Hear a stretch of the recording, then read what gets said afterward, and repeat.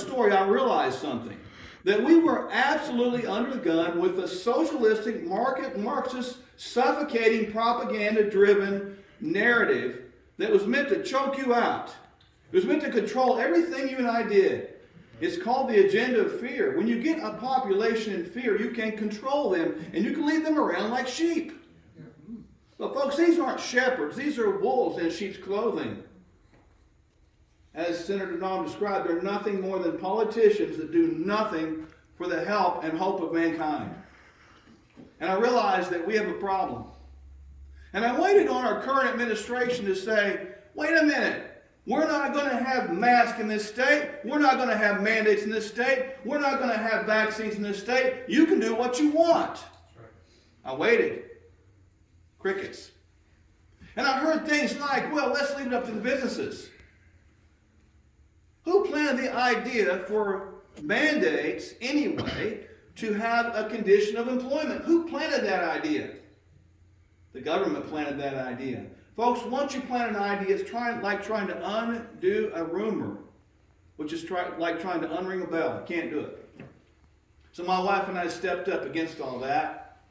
And now, as of last month, 10,000 people later, 0 deaths of COVID. Now, how many think that's a big deal?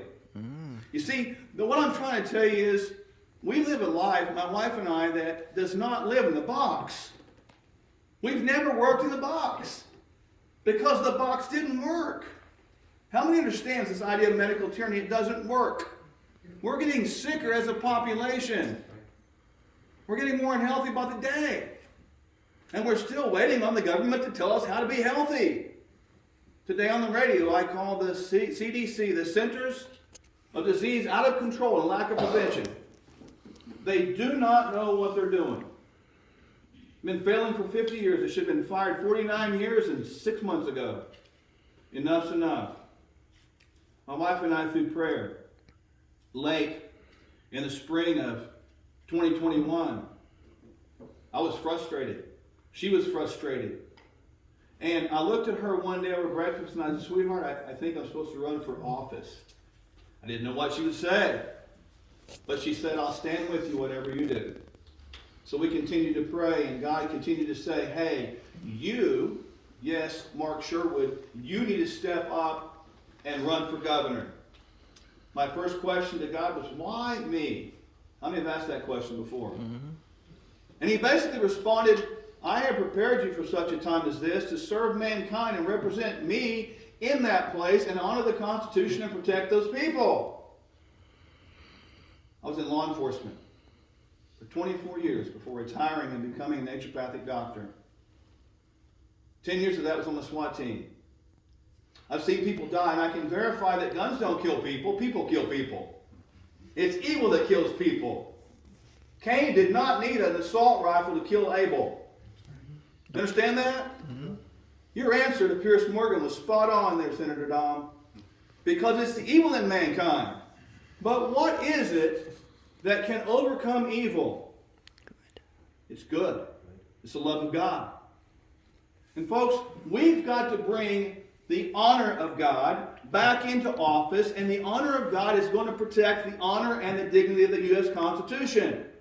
And we'll have the ability to protect the people at that point.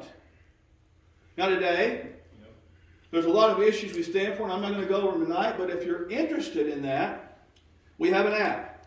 And I'm going to show you what it looks like. It's Sherwood 2022. And it looks just like this. And you can download that for free. There's multiple issues on here that you see. And I won't go over all these tonight, but it's like a PowerPoint. Click on them, push on them, and it's free. Now, a couple of things that I want to touch on just very briefly.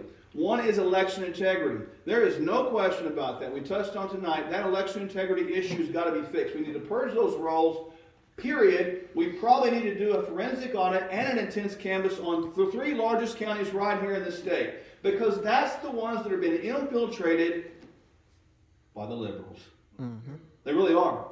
All these companies coming in, we brag about business coming in. Come on, make no mistake about it. It is a game. It's an intense desire to turn these counties from red to purple to blue. And it's like a little yeast goes a long ways in the dough.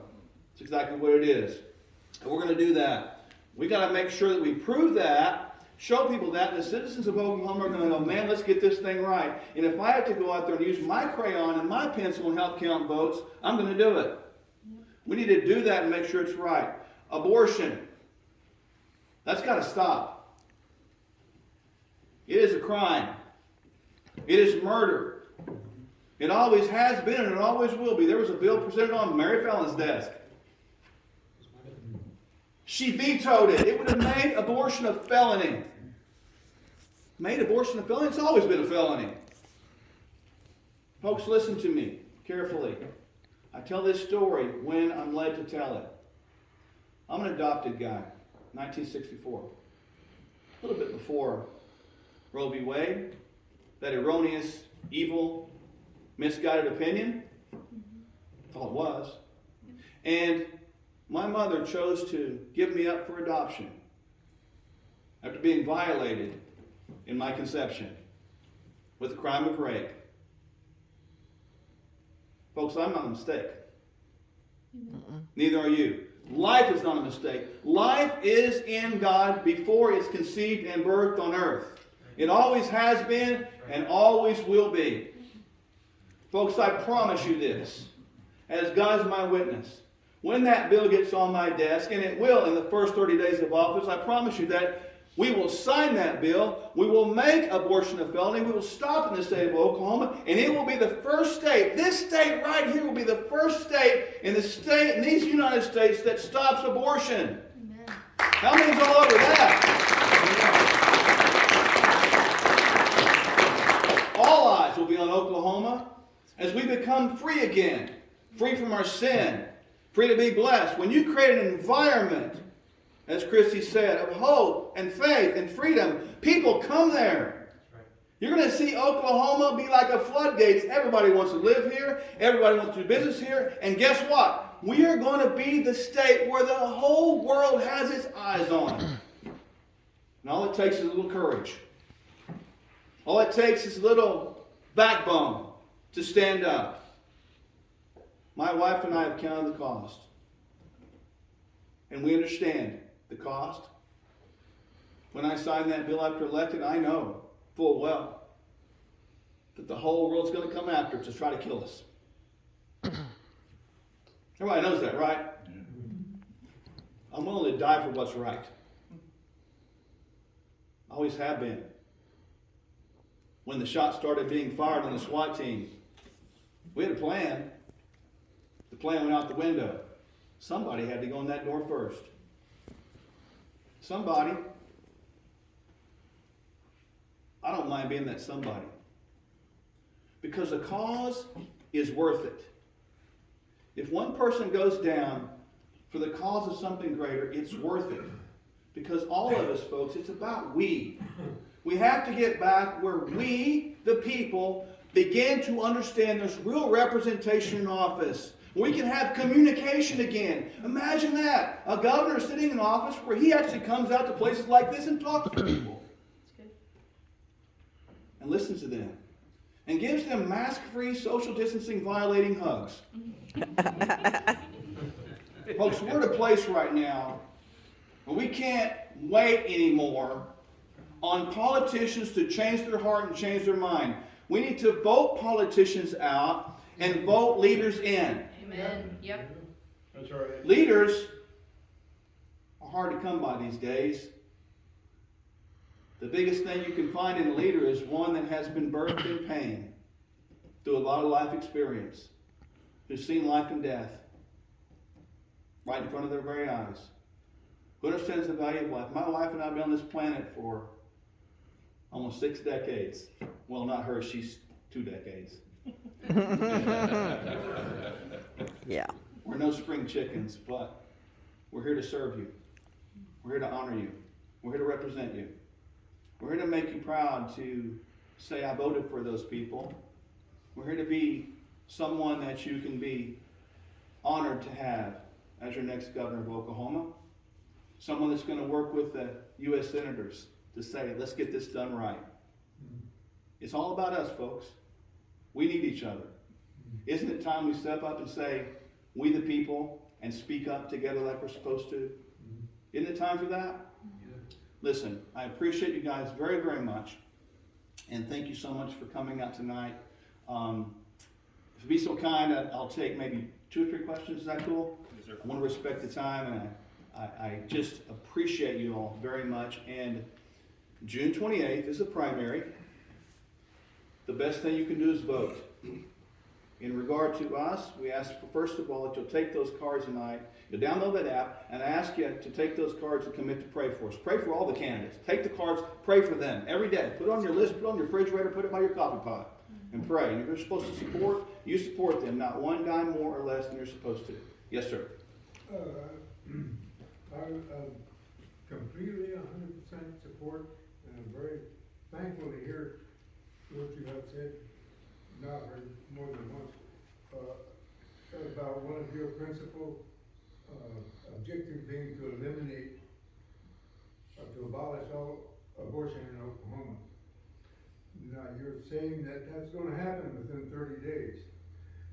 How are you going to accomplish that? How are you going to get through the legislature that we've got that has refused, absolutely refused to listen to it, to allow a vote on a bill that would do that? That's a great question. I'm happy to answer. And we all here are part of the solution. Hear me close. Is murder a bad deal? How many agree? Yeah. Is that an emergency? Yep. How many think if you have 30 murders a day in the state, you ought to pretty much call an emergency? Yep. Step number 1. So much media attention is going to be brought on Oklahoma at that point. Everybody's going to rain down media coverage. And all of us, as people, are going to ring the phones of our representative and senator and say, you promised that you were going to stand up for life. And the Republican platform in Oklahoma, which you say you are, you say you're not, Rhino, it says abolition of abortion. Yep. And you're going to blow up their phones worse than 2A does. I know you guys do a good job with that. And you're going to have so much publicity, and they do have it in them, the pro-Republican legislatures, and I think there's some good people there. We've got people that have the bill, that have co-sponsored the bill, and they're going to get that thing on my desk because they want the media to leave Oklahoma. And they want to let us alone. Folks, I have faith. It takes faith to take the first step. Sometimes you don't know how the second step's going to go. But there was a guy named Moses that was told, or Abraham was told to go that way, and he took that first step. And God gave the second step. And folks, that's going to happen, and we're going to see it 50 years later, 1973 to 2023. Some of you know what I'm talking about. The year of what? Jubilee. Bam, there you go. That's how it's going to happen. Good question. Anyone else? Awesome. Well, I love you guys very much. Thank you so much for taking your time tonight, and thanks for having me. We'll stick around as long as you want to, so appreciate you all. Thank you.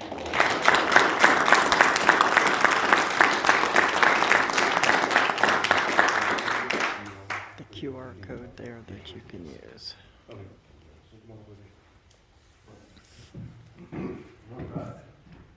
Cool.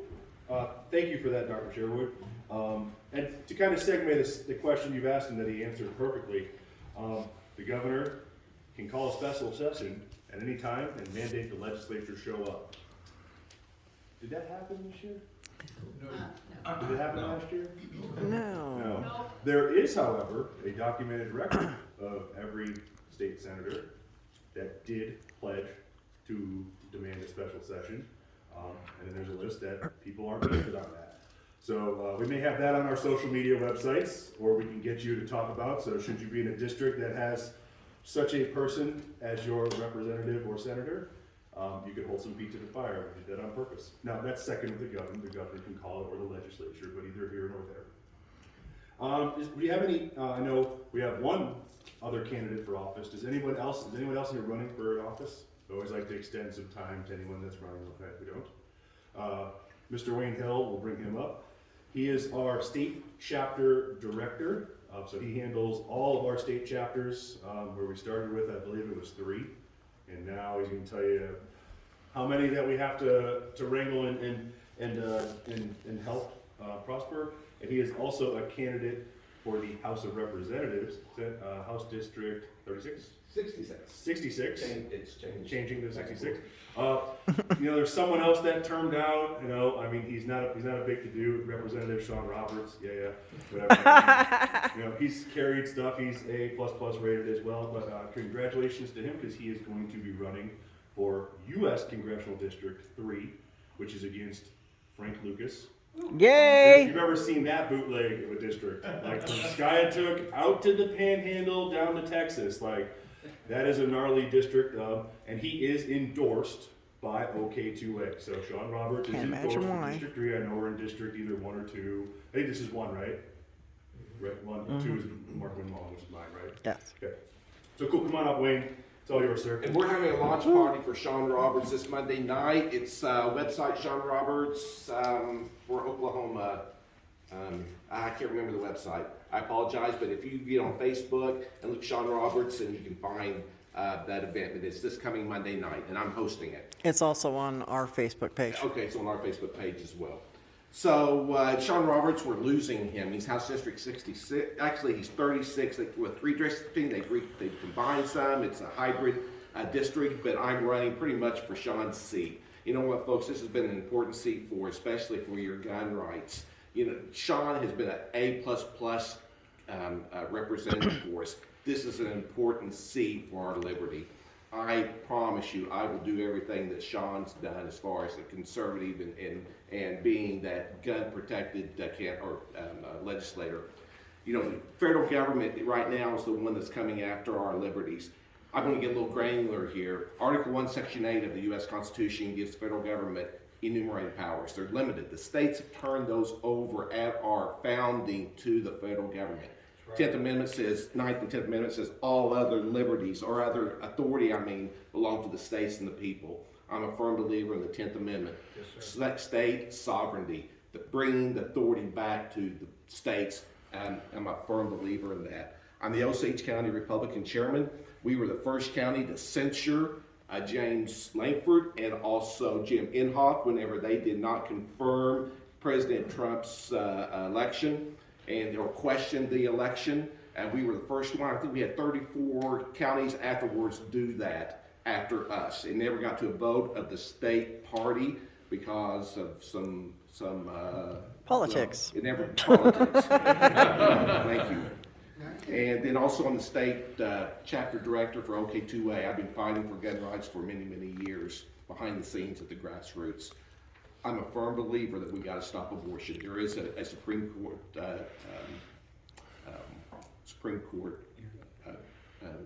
Justice? No, there's a Supreme Oh, case. Thank you case. very much. Gotcha. Case before the Supreme Court right now that could overturn Roe versus Wade, but we had to stop abortion, all abortions in Oklahoma. And so I'm an advocate of doing that. I would vote and actually propose bills to do that. June 28th is the election. I would appreciate your vote if you're in the Sand Springs, Sperry, or Skiatook area.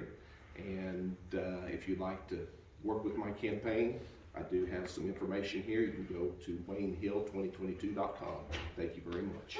Woo!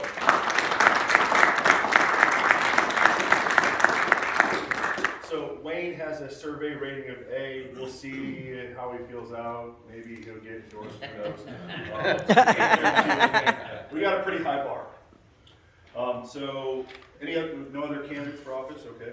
A couple housekeeping things. If you're new to this meeting here, with the imminent demise of socialist media, eventually we're going to get banned on those platforms. So we do have our own emailing system as well as our own text alerting system. You can go to our webpage. The easiest way to do it, go to DuckDuckGo app. I don't like Google anymore. That's the one I use. Or wherever you want socially. OK2A text alert. Just type that in. You'll get the instructions for signing up for our alert. You can unsign up if you choose to. But we're not going to spam you. We're going to give you information about meetings, candidates, elections, initiatives. If we have rallies, if there is a certain person in office that is holding up the process, then we need you to blow up their email, phone, be respectful, and demand that they hear the bills that are presented before them, we release that stuff on the text alert. So it's a very concise way of getting things across. You can communicate back, although I'll tell you, I'm younger than Don, so I answer most of those, and Don can answer some of them, but maybe we won't get them back to you. But the Facebook page is probably the best way, or the email system that's on our OK2A.org. It's on everything down here. We are a super PAC. I always like to mention this. So we are not a nonprofit, Wayne LaPierre style. I don't get free suits with your membership dues. I get paid weekly. Very weekly. For nothing. Wayne does it for nothing. As a matter of fact, it costs me around $500-600 a year because I'm a member and a recurring set. So I actually pay for the privilege of supporting our rights. So it's comical. We have one paid employee, and is Don Spencer, who's also our lobbyist. So managing funds and what we do with them is totally our discretion. We do not work with a campaign or a candidate. We can do whatever we want. So we are doing that now for these February elections coming up, and it's pretty cool. I get to involve in that. I help design some postcards that we're sending out for city council people and some school districts as well for our endorsements. And my business is marketing and sales and then technical expertise as an entomologist. So I kind of do this stuff on the side, and we're able to even take what was about $1.20 to send out a postcard for a campaign is now about 73 cents. So I am as frugal as our legislature and our governor's office should be at this association. So just know we're constantly I worry about money like that all the time. So that's the text alert. That is the campaign stuff. If there's any other questions, by all you can reach out to us. I have a card too if you need it. And I do want to mention, because he does drive out here, is Mr. Adam. Come on up, sir. You can go up to the front if you want. You want to take 5? Oh, don't even take that long. Okay, cool. I'll keep So it Adam is very with short. U.S. Law Shield. U.S. Law Shield is a self-defense coverage service. I am a member. I know a lot of you may be members. I will tell you this, if money is tight and we have a lot of things running, campaigns for office, initiatives, your work, your personal life, our membership dues are one thing as well. You know, it's $25 a year as a starting membership dues. If money is a problem and you do carry tools or want to defend yourself and have representation in the legal process, what he's going to tell you is worth its weight in gold for that in this state. So, sir. Awesome, thank you. Most of you folks probably already heard me speak before. How many people here have heard me speak before? Most of you. How many people here tonight are members? Most of you. That's good. Just to keep it short and sweet, guys, like you said, we're legal defense for self-defense. That is as simple as I can make it. For $10.95 a month, we provide a legal defense service with any time, day or night response to anywhere in the state of Oklahoma within an hour and 30 minutes. That means even if you're at home and somebody breaks in and you have to do what you have to do to defend yourself, you will have an attorney within an hour and a half. And we will stay with you through the entire process. You will never be alone. That being said, we have no caps, and that is probably the most important thing to mention to you. Some of these cases, I mean, I don't even have to mention the Kyle Rittenhouse case, but we can look at that and see how long and drawn out that was, and the way that young person's life's being affected right now. He needs a good legal defense team. He still does, and you'll need one if you get into a similar situation. So just to be clear, we don't just cover firearms. We cover all legal forms of self-defense. That means your bare hands, a tire tool, a kitchen knife, pepper spray, and of course firearms. Of course, we also mentioned now the front end of your car. Even the state seems to agree with us on that one. Yes. It's like, yeah, you can use your car. So I will leave it at that. I'm going to be right over here. I have a form that takes about 3 minutes to fill out. You can leave here tonight with your own card that's already activated and you're covered before you leave here. Okay. I will mention one thing. If you decide to do an annual membership with U.S. Law Shield, we still extend this to OK2A members, or people that come to the meetings. If you go ahead and pay for a year, I will give you 2 free months. So that means you get 14 months for the price of 12. Okay, thank you. All right. So the next meeting here will be February the 24th. At this time, I'm sure I've missed a couple meetings due to work, travel, and stuff like that Cheryl had in the past. Have you covered Pastor Bruce? Do what? Pastor DeLay, have you covered? We haven't talked about it now. Pastor Bruce DeLay was the pastor of this church. Very prevalent in the liberty, religious, and the Second Amendment community. He passed away from complications recently. So as of right now, The next 2 meetings are still set for this location.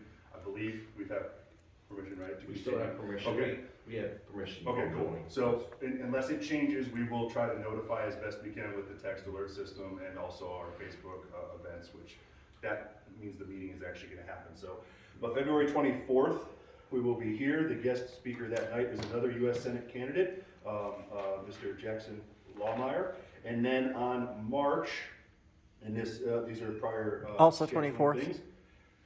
What was that again? Also the 24th. March. I thought it was March for the AG. Yeah, I said it's also the Oh, 24th. March 24th, it is? Yeah. That just works out. February and March always do All the right. same. The Attorney General, John O'Connor, will be here, is scheduled to be here in March. I believe he was scheduled for January, but he has to do his job, so he let Don and us know that he couldn't make it here. Obviously, we had a great day event today. So if you have any questions, I have Carter here. Please talk to the people that took the time to come here. I do like to point that out. They took their time to come here, so we can learn more about it. And this is, when I was growing up, you couldn't talk about politics and religion at the table. My old man was a steel worker, and my mother was a proofreader for the phone book. They don't exist anymore, right? I turned 18, I voted Democrat in northern Pennsylvania. I came home in the election, asked my old man, who was the chief steward of his union at the steel mill, how'd you vote, Dad? He said, how'd you vote, son? First time vote. I said, I voted for John Kerry. All straight Democrat ticket. He goes, why'd you do that? I said, because Democrats are for the working man. And he said, I'm the working man, and I'm a Republican. And I said, what? When are we going to have this conversation? So, that's my part of politics. Like, thanks, Dad. We don't have those at the dinner table. I'm telling you, maybe we should, as Americans, have this conversation as many places as possible with the open people that come here. Because I'm that way now. I am verbal. It's going to come out of my mouth.